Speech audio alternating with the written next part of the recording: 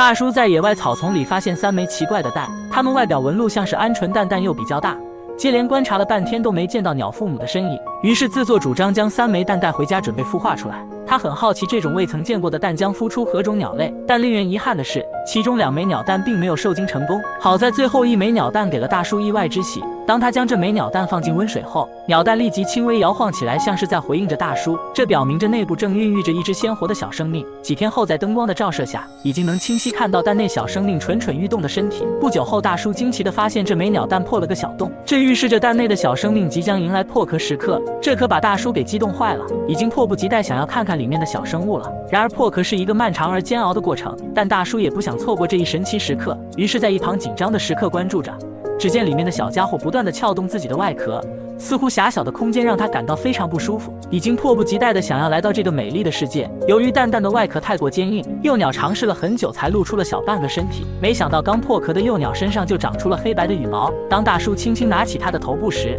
才发现幼鸟的嘴巴又尖又长，虽然还并不能看出它究竟是何种鸟类，但可以明确肯定这家伙不是鹌鹑了。稍作休息的幼鸟突然鼓起全身力气挣扎起来，终于挣破了剩余的蛋壳，露出了完整的身体。仔细观察，发现它的模样十分奇怪，那双脚丫子都快赶上身体的长度了，不免让人好奇它究竟是个什么品种的鸟类。大叔轻轻地将它拿起来，温柔地亲吻着，接着贴心地放在领口，为它提供足够的温暖。只要把它顺利养大，就能知道是个什么品种了。可想要养活一只刚出生的幼鸟，并不是件容易的事。当大叔将准备好的食物推到幼鸟跟前时，小家伙满是好奇地望着，并不知道如何下嘴。没办法的大叔只能将调制好的食物装进针管里，喂食前还贴心地挤掉多余的水分。好在在大叔的亲手投喂下，幼鸟终于张开嘴巴，配合地吃起了食物。伴随着幼鸟渐渐长大，大叔将原本投喂的针管换成了普通的筷子。投喂前还特地在筷子前端涂抹红色的颜料，他这是想模仿出鸟妈给幼鸟喂食的嘴巴，因为鲜艳的红色会更加的有辨识度。果然这个方法出奇的奏效。当大叔用红色筷子捞起食物后，小家伙立即屁颠屁颠走过来主动进食。不得不说，大叔对他的照顾真是细致入微，绝对可以称得上一位合格的超级奶爸。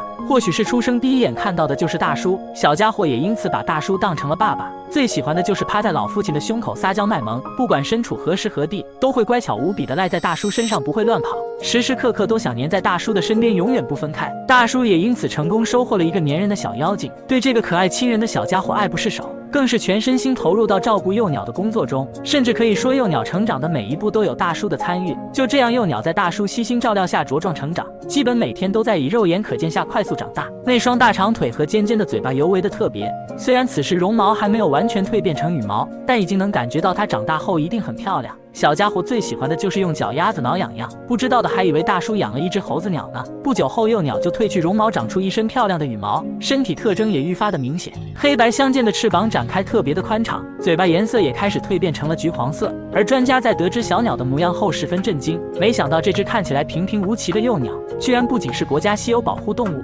甚至已经被评级为近危级保护鸟类，通知大叔必须尽快将这只幼鸟放归野外。得知真相的大叔也被吓得不轻，他没想到偶然捡回来的鸟蛋居然有这么大的来头，但考虑到幼鸟从小被自己照顾长大，已经失去野外独自生存的能力，于是开始紧急训练幼鸟，为之后放生做准备。没想到这家伙似乎也察觉到大叔要送他离开，竟整天赖在大叔身上偷懒不肯学习，仿佛在告诉老父亲不准丢下他不管。但这哪是大叔能私自做决定的事呢？不久后，大叔抱着他来到一处山清水秀之地，可爱的小幼鸟还以为只是和往常一样来户外游玩，没心没肺的在草丛中逛来逛去，并不知道今天就是他要和老父亲分开的日子。而大叔则望着从小养大的孩子满是不舍，可尽管有千般不舍，也要选择放弃，毕竟大自然才是他真正的家园。大叔趁幼鸟转过身子不注意的时候，迈着坚毅的步伐快速离开了这里。等幼鸟察觉到的时候，已经为时已晚，只能可怜又无助的在草地上来回踱步。不过看到最后，我还是没有搞明白，这种大长腿黄嘴巴的鸟到底是个什么品种呢？